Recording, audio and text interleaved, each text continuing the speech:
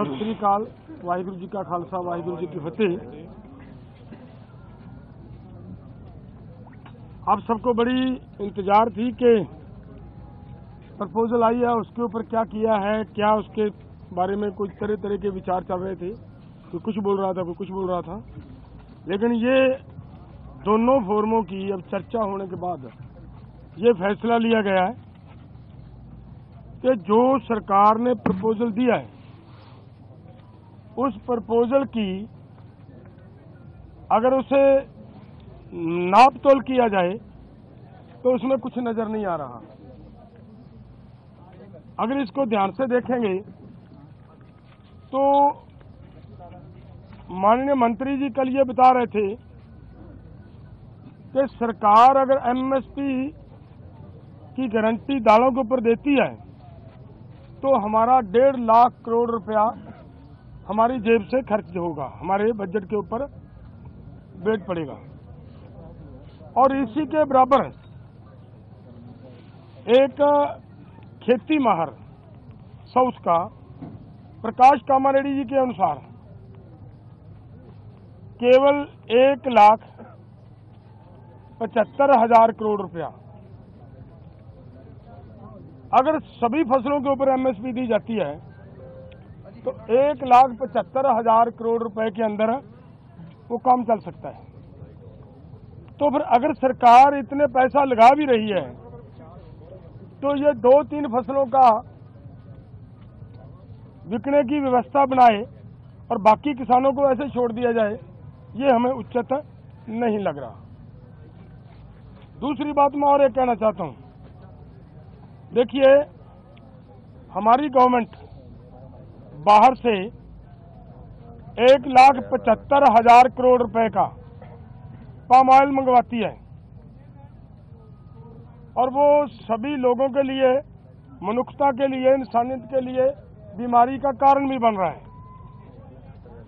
फिर भी उसे मंगवाया जा रहा है। अगर यही पैसा 1,75,00,000 रुपया देश के किसानों को तेल बीज फसलें उगाने के लिए और उनके ऊपर एमएसपी की घोषणा करे सरकार और उसके ऊपर खरीदी की गारंटी बनाए सरकार, तो 1,75,000 करोड़ से उधर के पैसे इधर आ सकते हैं।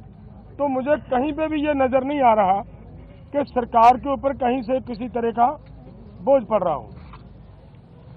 अगली बात मैं ये कहना चाहता हूं कि जो मैंने कहा कि इसे अगर ध्यान से देखेंगे, स्टडी करेंगे तो इसमें कुछ नजर नहीं आ रहा।